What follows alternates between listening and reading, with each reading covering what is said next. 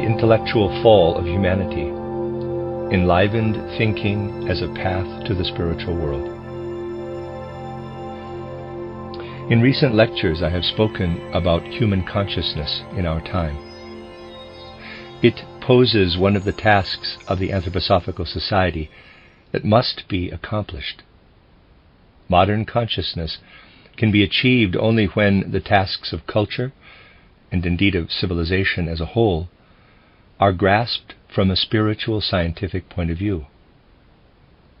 On several occasions I have tried to characterize what religions mean by the fall of humanity. Religions often say that the fall, parenthesis, a fall from divine grace or a fall from innocence through the knowledge of evil, close parenthesis, marks the beginning point of the historical development of humanity.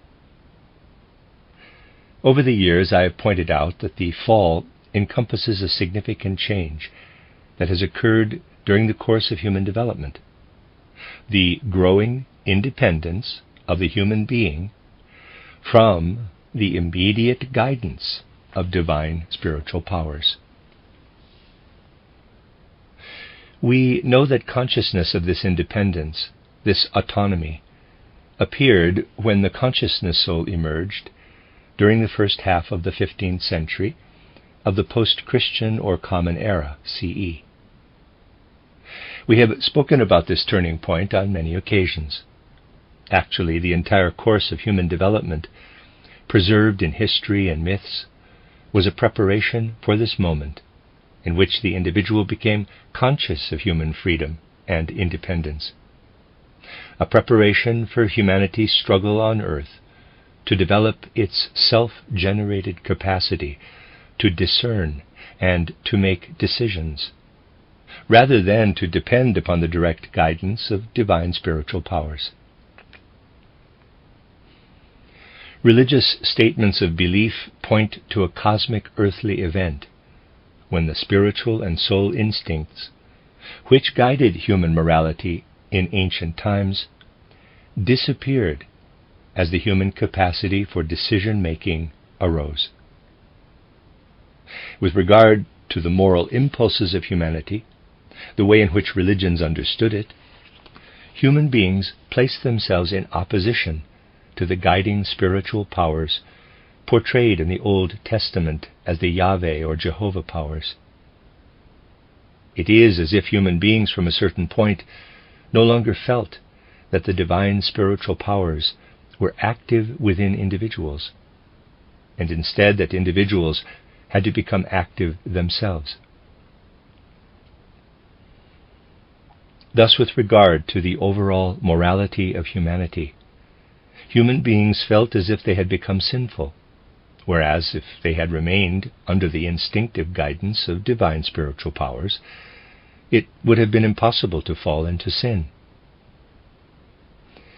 During the time in which the human being was incapable of sin, he remained as sinless as a creature of nature. However, the human being became capable of sinning by virtue of the gifts of freedom and independence in relation to the divine spiritual powers. At this point, the consciousness of sinfulness appeared in humanity. As a human being, I can be without sin only if I find my way back again to the divine spiritual powers. Whatever I decide entirely on my own bears a sinful element. I can reach a sinless condition once again only by finding my way back to the divine spiritual powers.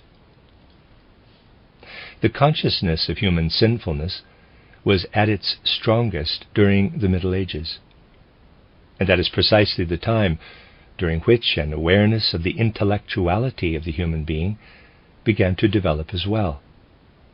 Previously, the intellect had not been regarded as a separate human faculty.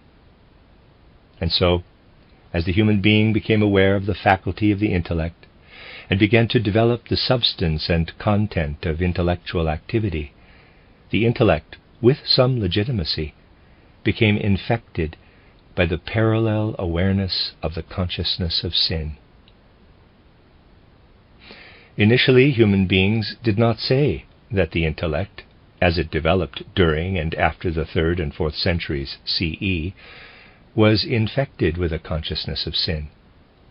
Only much later, under the influence of scholastic wisdom, during the High Middle Ages, was the consciousness of sin linked to the intellect.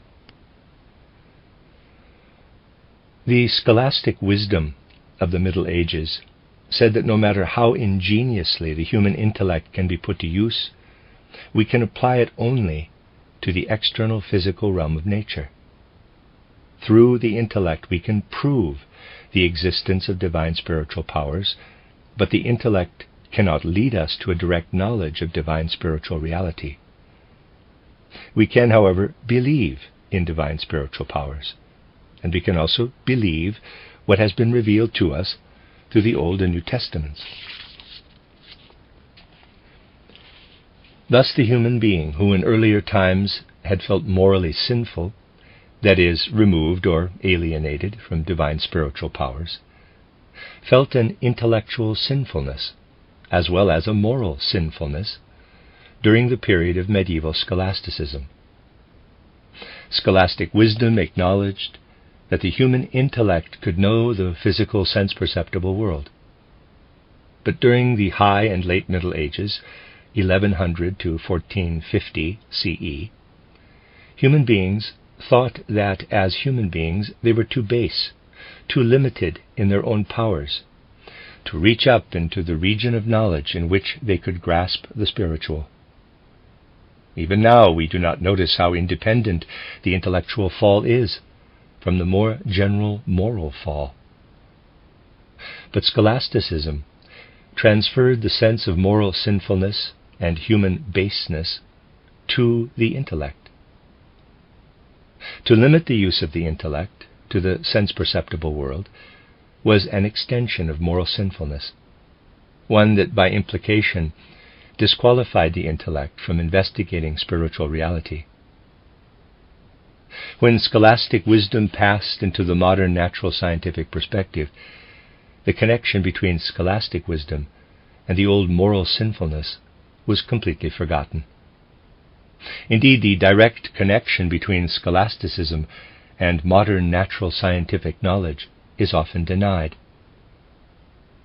Now, the newer natural sciences also say that there are limits to human knowledge, and that the human being has to be satisfied with using the intellect to investigate only the phenomena of the sense-bound physical world. Émile Dubois-Reymond, for example, claimed that there were limits to scientific research and even to human thinking. That claim is, however, a direct continuation and extension of scholasticism. The only difference is that scholasticism assumed if the human intellect is limited, then the human being must turn to something other than the intellect, namely revelation, when humanity wishes to know something about the spiritual world. In contrast to scholasticism, the modern natural scientific perspective takes one half rather than the whole. It is willing to take revelation as a given, at least if a person presumes the validity of revelation. But then modern science goes further and asserts that the human capacity to know is simply too base, too limited, to be extended to the divine spiritual world.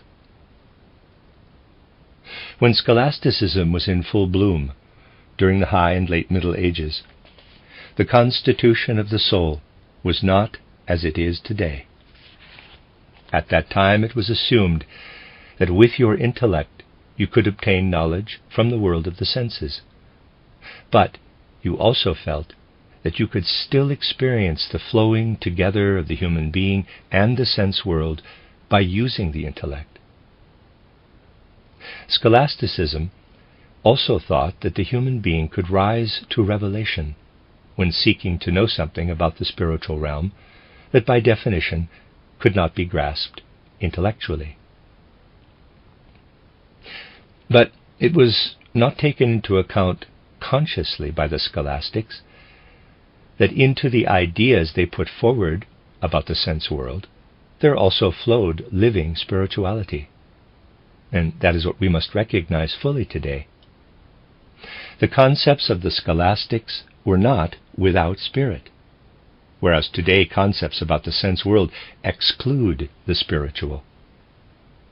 The concepts that the scholastics brought forward about the world of nature did not exclude the participation of the human being, for the scholastics were of the opinion, at least those who were among the scholastic realists, that thoughts came to human beings from without and were not fabricated from within. Today, it is often presumed that thoughts do not originate outside the human being. Rather, they are fabricated entirely within the human being and arise out of one's innermost being. Through this fact, we increasingly have come to ignore everything that is not related to the external world of the senses. Charles Darwin's theory of evolution showed the extent to which scientists in the 19th century had dropped everything that was not related to the sense-perceptible world. Previously, Goethe had moved toward a real theory of evolution, at least with regard to plants, and up to a certain point with regard to animals too. However, he did not extend his ideas to the human being. When you examine his writings to see if he might have pursued this direction, you will see that he stumbled whenever he tried to find implications for metamorphosis within the human being. He formulated an outstanding theory of plant metamorphosis, and also wrote with insight about animals, but he came to a standstill when he tried to speak about human development or metamorphosis over time. Human intellect, when it is permitted to deal only with the world of the senses, will not be able to discover the full, the true, the essential human being. It is indeed astonishing that Goethe could never say anything about the development of the human being. Goethe himself never applied his theory of metamorphosis to humanity. Guided by anthroposophic insight today, we expect to apply Goethe's theory of metamorphosis far beyond his applications, and still remain true to the originator's own methods and principles. How far forward has modern intellectualism brought natural science? It has reached the evolution of animals only up to the apes, and then added on the human being, without being able inwardly to make any headway regarding humanity. The closer investigators come to the higher animals, the greater the difficulty they have forming adequate concepts. It is simply not true that human beings today really understand the higher animals. People merely believe that they understand them. Thus, our understanding of the human being has been separated from our understanding of the world, because real understanding has been torn out of the concepts we use. Our concepts have become less and less spiritual, and the prevailing spiritless concepts, which view the human being merely as the end point of the sequential development of the animal realm, now permeate the substance of all thinking. These ideas already flow into children in the early years of their schooling, and if this becomes part of general education, we shall no longer be able to observe the essential nature of the human being. You know that once I tried to approach the entire question of knowledge with a different goal in view. I am referring to my book titled The Philosophy of Freedom, and its precursor titled Truth and Knowledge, Reader's Aside, also known as Truth and Science, end of Reader's Aside. Although a resonance is already apparent in title Goethe's Theory of Knowledge, published in the 1880s. I have tried to turn the discussion in a completely different direction. I wanted to demonstrate that in the modern era, we can put aside a traditional approach to thinking, and out of our own inner activity, we can arrive at pure thinking. We can discover that a purely will-based capacity for thinking is something positive and real when we allow it to work within us. And furthermore, in the philosophy of freedom, I try to reach humanity's moral impulse out of this purified thinking. Over time, human development has proceeded so that we have increasingly accepted the assumption that the human being is too base, too flawed, too weak to act morally. And from that we assumed that the base and limited nature of the human being applies to the intellect as well. We have developed in such a way that what individuals knew about their true humanity became, quote, thinner and thinner, close quote. But beneath the surface, there continued to develop a capacity to go beyond abstract thinking, a capacity in human thinking that is alive and real. There came a point at the end of the 19th century, however, when this capacity to go beyond abstract thinking was not being noticed by human beings. And at the same time, human beings typically believed they no longer had a connection with the divine spiritual. Consciousness of human sinfulness had torn the human being away from the divine spiritual. And the historical forces that came afterward were not yet able to draw humanity back into relation with the divine spiritual. However, in the philosophy of freedom, I wanted to say, look into the depths of your soul. There you will find the remnant of a genuine and energetic thinking arising out of the inner self, a pure thinking that is more than ordinary thinking, a thinking that can generate a feeling-imbued knowledge, a thinking that lives in the human will.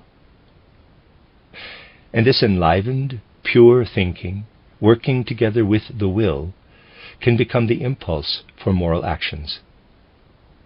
In this context, I have spoken about a moral intuition that can be inspired by and permeated with moral imagination.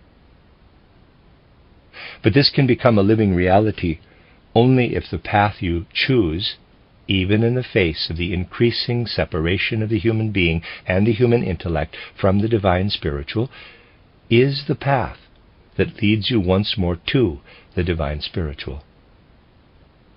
If you can discover spirituality in nature, then you also will find the spirit in the human being.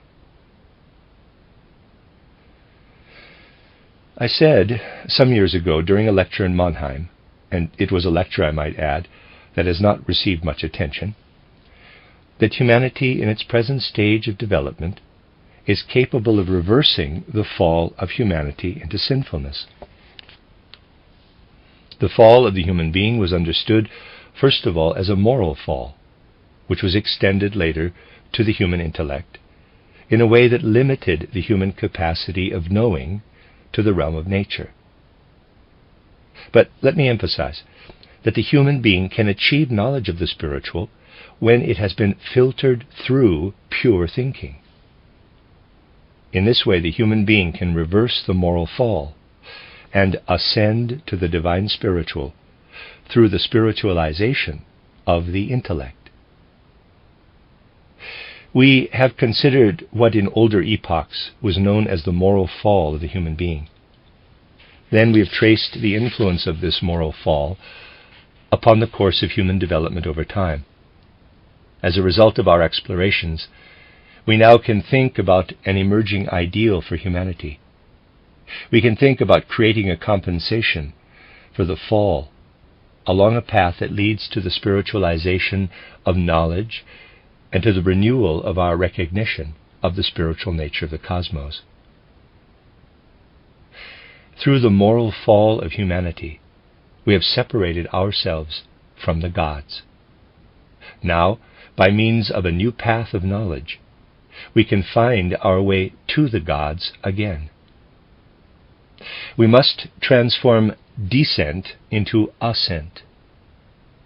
By drawing pure spirit out of your own being, with your own inner energy and strength, you shall be able to grasp firmly the goal and ideal to take seriously the fall of the human being. Indeed, you must take the fall seriously. Understanding the fall will lead you right into the discussion of the knowledge of nature in our present day.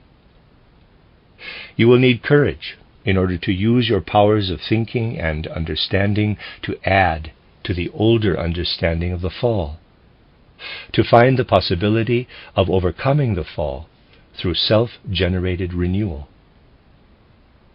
You will need courage to manifest what can become of the human being who pursues a genuinely spiritual scientific knowledge born out of our own day and time. As we look back upon the development of humanity, we see that human consciousness places the fall of humanity on earth at the beginning of its historical development. Nevertheless, the fall requires compensation. A balance has to be found by lifting humanity out of sinfulness. And this renewal, this redemption, can occur only during the age of the consciousness soul. Only in our modern era has the historical moment arrived in which the highest ideal of humanity can be achieved through spiritual renewal. Without this development, humanity cannot proceed further. This is what I explained in a lecture I mentioned earlier.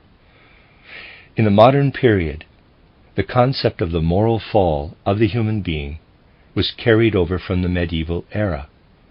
And as the natural scientific perspective arose, the intellectual fall of the human being was added to the moral fall. The intellectual fall was the great historical sign, the historical evidence that the spiritual rising beyond the fall would have to begin.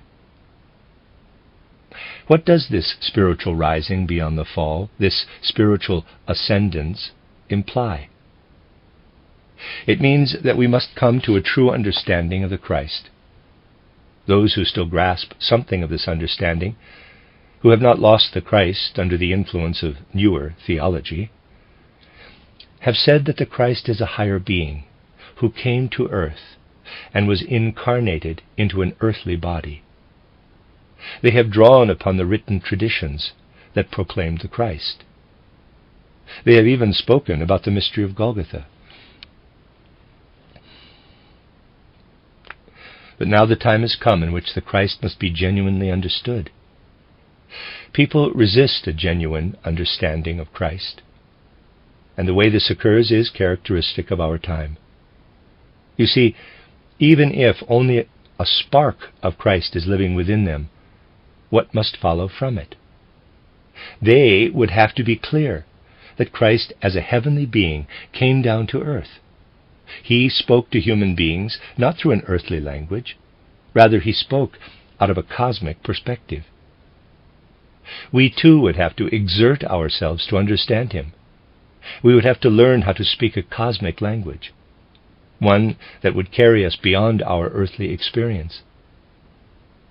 We could not limit knowledge to the earthly sphere, for our planet was a new land for Christ. Our knowledge would have to encompass the entire cosmos. We would have to learn to understand the elements, the movement of the planets, and the constellations of the stars, and their influence in relationship to what occurs on earth. Then we could draw nearer to the language spoken by Christ. Expanding our knowledge so that it encompasses the cosmos as well as the earth belongs to our spiritual rising beyond the fall. For why did it come about that the human being felt compelled to understand only what exists on earth? This occurred because of our consciousness of the fall. We presumed that the human being was unworthy to grasp, to know, to understand the cosmos in the spirituality of its existence beyond our planet. That is the reason why it is said so often that the human being only has the capacity to know what is directly related to the earth. I gave you several examples of this yesterday.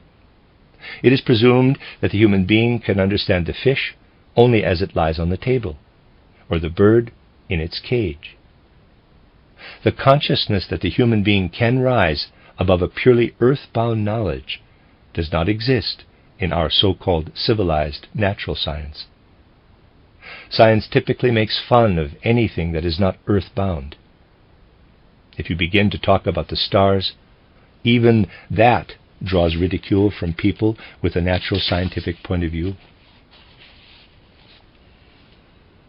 If we want to hear what is really important about the relationship of human beings to animals, we have to look beyond the earthly sphere. The earthly plane can help us to understand plants, but it is not sufficient to understand the animals on earth. I have already said that we do not fully understand apes. Neither are animals in general comprehensible to us. If you really wish to understand animals, you already have to look beyond the narrow confines of the material earth, for animals live under the influence of cosmic forces. I showed you the example of the fish yesterday. I pointed out that the forces of the sun and the moon on water affect the fish. Indeed, the water creates or determines the form of the fish.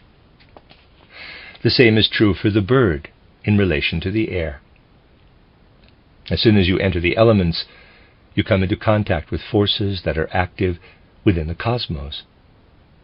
The whole world of animals may be understood by taking into account what lies within the earthly sphere as well as what exists far beyond it. With regard to the human being, this is even more so. But as soon as you begin to speak about what lies beyond the earthly realm, you are met with ridicule. In order to have the courage to speak about what lies beyond the earth, you will have to develop a truly spiritual scientific perspective. As a spiritual scientific researcher, today the strength of your courage will be more important than your intellectuality. Spiritual scientific research is fundamentally a moral task, because it is a moral fall that has to be overcome and set aside. First of all, we must learn the language of Christ, the ton uranon, that is, the speech of heaven, in the sense of classical Greek culture. We have to learn this language again in order to understand what the Christ wanted to do on earth.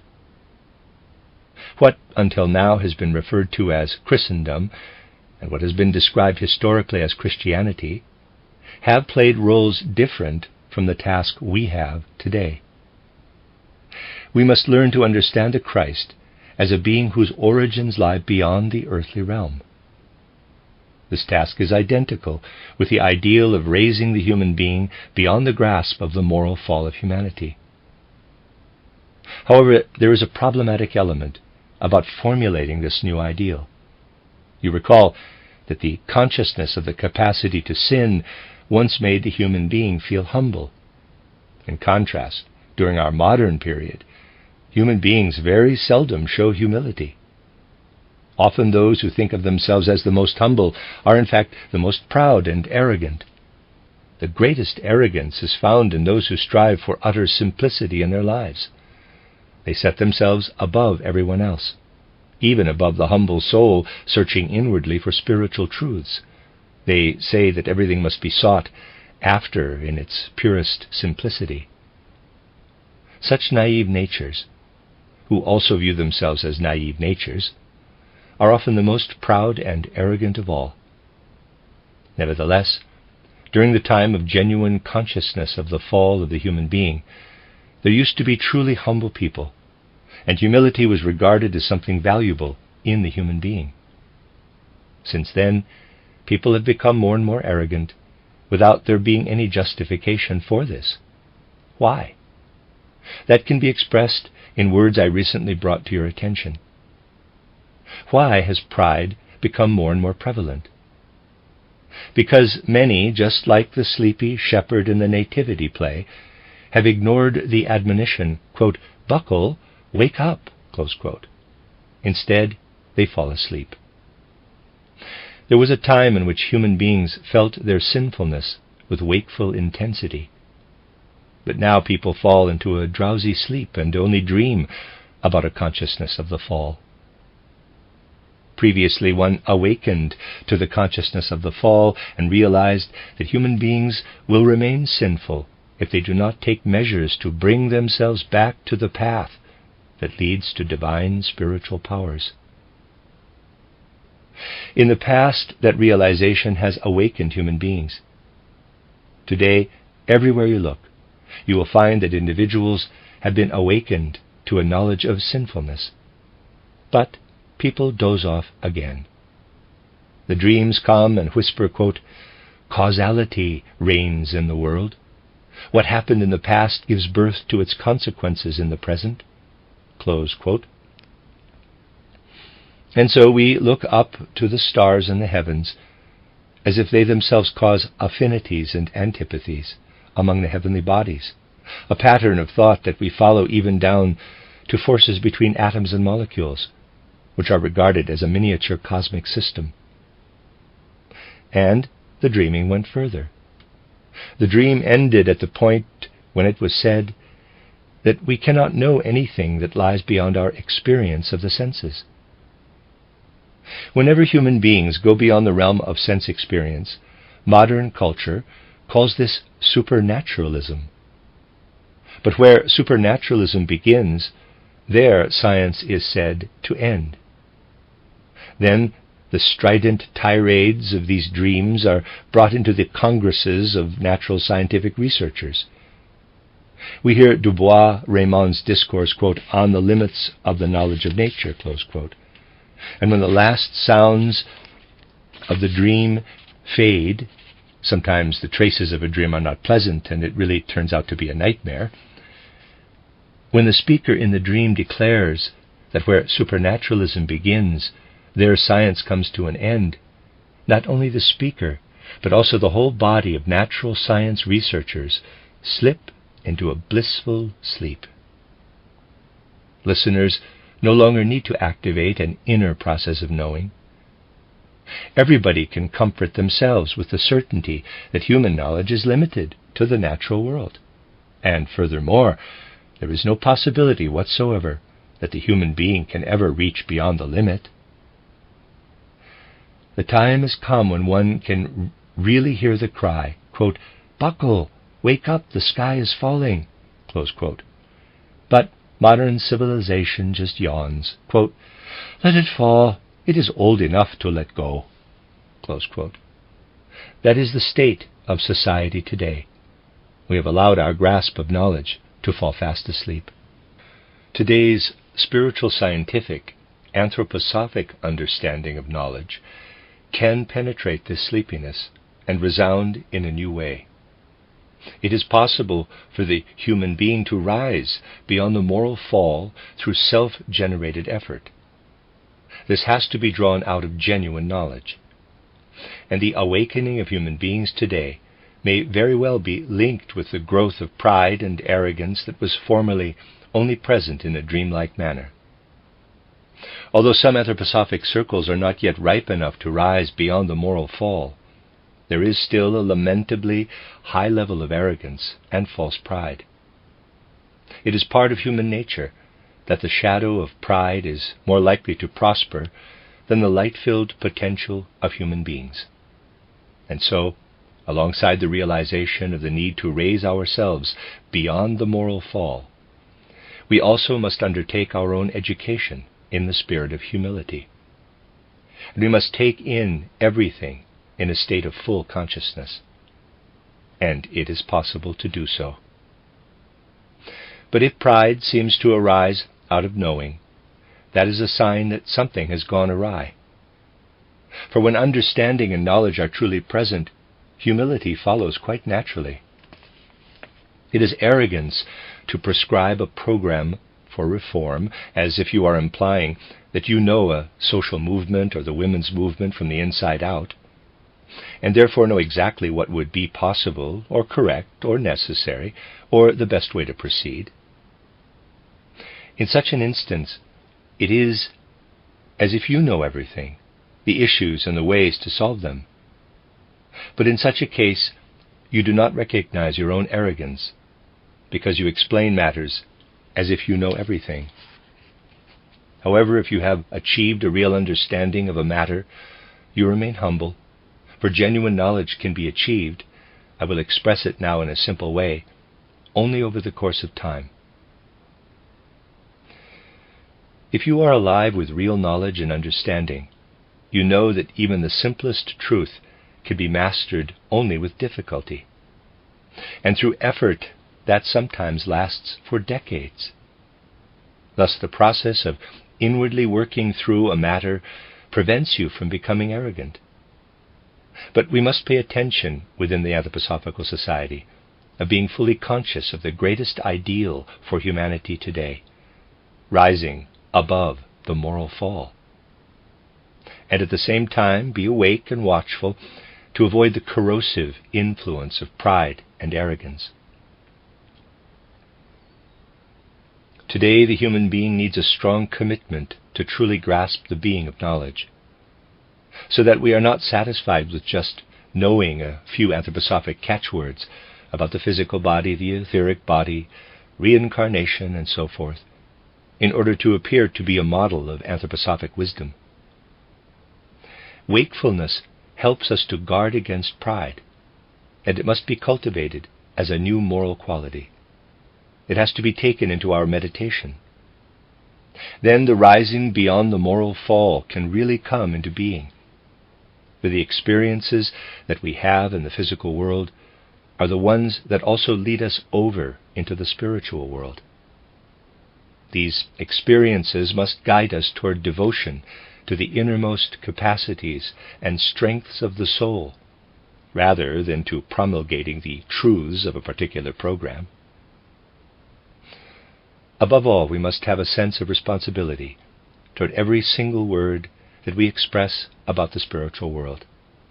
We have to strive to carry the truth that we have first encountered in the sense-perceptible world into the realm of spiritual knowledge. If we are not accustomed to working strictly with the facts that can be learned in the physical sense world, and to supporting what we say with observable facts, then we will not be ready to speak with truthfulness when we talk about the spirit. We cannot expect to grow accustomed to truthfulness only after we enter the spiritual world. Truthfulness is something that we have to bring with us. On the one hand, within the consciousness of civilization today, facts are seldom taken into account. And on the other hand, science rejects the facts that could lead research in the right direction. I want to point out just a few instances from among many examples of this phenomenon. There are insects that are vegetarian when they are fully grown. They never eat flesh, not even other insects. But when the female of this certain kind of insect looks for a place to lay her fertilized eggs, she places them inside another insect. The host insect is filled with the eggs of the insect mother. After a time of incubation, the eggs release the larva within the body of the host insect. The larvae, which will gradually change into adult insects, are not vegetarian. They cannot be vegetarian, for they must feed upon the flesh of the host insect. Only after they have completed their metamorphosis into mature insects are they able to go without eating the flesh of the host insect. The insect mother is herself a vegetarian and knows nothing of eating flesh. But she lays her eggs for the next generation within the body of another insect. Moreover, if these larvae would eat, for example, the stomach of the host insect in which they were embedded, then the larva would soon have nothing more to eat. If they ate any organ of the host that was essential for the life of the host insect, the host would die, and so would the larva. And so, what do the insect larvae do when they emerge from their eggs? They reject eating any organ that is essential for the life of the host, and eat only what is not needed to keep the host insect alive. When the larvae become insects and are mature enough to leave the host insect, they become vegetarian and continue their lives in the manner of their adult mother. You can see in this example that a remarkable intelligence holds sway in nature. When you really study nature closely, you will discover this commanding intelligence everywhere. Then, with regard to your own intellect, you can think with greater humility. First of all, your own intelligence is not nearly as great as the intelligence that guides nature. And, second, human intelligence is like a little bit of water that you take from a lake in a pitcher. The human being is actually like the pitcher that is filled with intelligence taken out of a much greater intelligence of nature itself. Intelligence is everywhere in nature, and everywhere this intelligence consists of wisdom. Whoever attributes the origin of intelligence to the human being is just about as clever as someone who says, quote, "You are telling me there is water in that lake or in that stream? That is nonsense. There is no water there. There is only water in my pitcher. The pitcher has produced the water." Close quote. Similarly, the human being who thinks that intelligence can come only from within the human being is incorrect. For in reality, we merely draw intelligence out of the general sea of intelligence. It is necessary that we really take into account the facts of nature. But the facts of nature are put aside when Darwinian theory is insisted upon, or when the facts are forced into the molds of modern materialistic perceptions. The real facts challenge every corner and crevice of modern materialistic presumptions. Today we suppress the facts. It is true that facts are reported, but only anecdotally, as an aside to mainstream science. Therefore, the real facts of nature that are presented only as anecdotal asides in the study of science do not carry sufficient weight in the scientific education of the general public. The facts and observations of the natural world need to be available to the common person. The real facts that are known are not presented in their true significance, and untruthfulness is used to justify leaving out or suppressing the most striking and convincing phenomena. When it comes to rising beyond the moral fall of humanity, however, we must first educate ourselves about truthfulness in the world of sense perception. And then we shall be able to carry over this education, this accustomed way of approaching the world of the senses, into the spiritual world. This prepares us to be truthful in the spiritual world as well. Otherwise, we are in danger of telling other people the most unbelievable stories about the spiritual world. The person who is accustomed to approaching the physical world inaccurately, untruthfully, and inexactly shall be able to relate only untruths about the spiritual world. If we really grasp this ideal, it can consciously become a reality in the Anthroposophical Society. And if we can authenticate what arises out of such a consciousness, then the derogatory assertion that the Anthroposophical Society is a religious sect will evaporate. Of course, the critics of anthroposophy will say all kinds of things that are untrue. But as long as we give them some cause for their criticisms, we cannot be indifferent to the truth or falsity of what opponents are saying. The Anthroposophical Society has worked its way out of sectarianism, although it may be said that it had such roots during the years it was connected to the Theosophical Society. That prejudice can be laid to rest since the founding of the Anthroposophical Society in 1913. However, many members of the Anthroposophical Society have not taken this into account and still love sectarianism. It has come about that some long-term members of the Anthroposophical Society almost wanted to break away from the society when it wished to transform its sectarian origins into a society conscious of its worldwide tasks, have more recently made a different leap. Equally distant from sectarianism, if you look closely at its essential being, is the movement for religious renewal. But the movement for religious renewal has given a number of long-term anthroposophists the opportunity to say that although the Anthroposophical Society has continued to weed out its sectarian aspect, in the movement for religious renewal, we shall be able to practice and nurture the religious aspect of anthroposophy.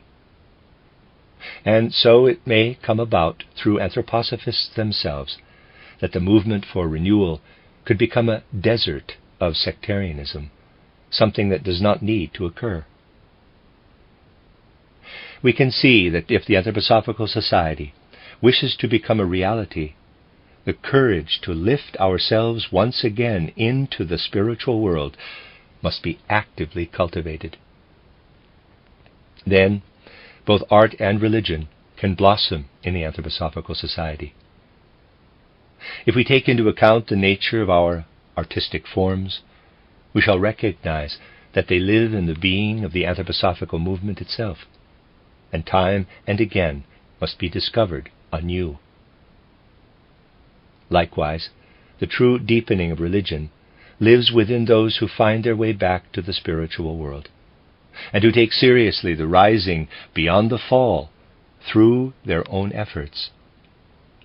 But we must also eliminate in ourselves any dependence on sectarianism, for the inclination to sectarianism is always egotistical. That will help us to avoid the problem of pressing forward into spiritual reality just to satisfy a mystical appetite, which basically amounts to egotistical excess. All the talk about the Anthroposophical Society becoming too intellectual is put forward by those who want to avoid an experience of spiritual substance, and would much rather enjoy the pleasure of nurturing their soul appetite within a mystical haze of nebulousness. Selflessness is a requisite for true anthroposophy. It amounts to a kind of soul egoism when anthroposophic members themselves resist true anthroposophy and enter only into a sectarian existence, which satisfies a feeling of delight in the soul that is completely egotistical. These are the things that we must take into account if we are to accomplish our tasks. We shall not lose our warmth toward anthroposophic striving, our sense for the artistic, or our religious sensitivity. We shall avoid what must be avoided, an inclination toward sectarianism. This attraction to sectarianism has introduced a quality of disintegration within the society, for it often draws us into forming cliques. Cliques within the anthroposophic movement seem to be an expression of relationship, but they actually lead to a negative kind of relationship, that of sectarianism. We must come back to the cultivation of a world consciousness, so that our opponents, who with full intent want to say what is untrue, are the only ones to say that the Anthroposophical Society is a sect. We must strongly resist the characterization of the anthroposophic movement as a sect. We should also object to describing the movement for religious renewal as sectarian, for the movement itself is not conceived of in this way. These are the matters that we must clarify in our thinking. We have to understand the innermost being of anthroposophy and recognize that anthroposophy can give human beings a cosmic consciousness. Most certainly, this is not a sectarian perspective. For these reasons, it has been necessary for me to speak about avoiding a narrow definition of the tasks of the Anthroposophical Society.